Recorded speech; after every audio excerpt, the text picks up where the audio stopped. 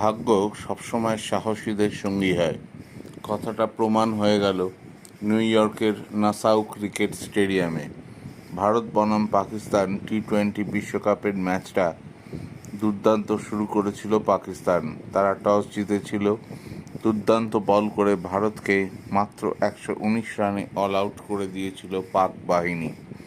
তাদের 3 pacer Harris Rauf, Shahin Shah Afridi এবং নাসিম শাহ দুর্দান্ত বল করেন। বিরাট কোহলি, রোহিত শর্মা, হার্দিক পান্ডিয়া, রবীন্দ্র জাদেজা, শিবম দুবে কেউ কিছুই করতে পারেনি।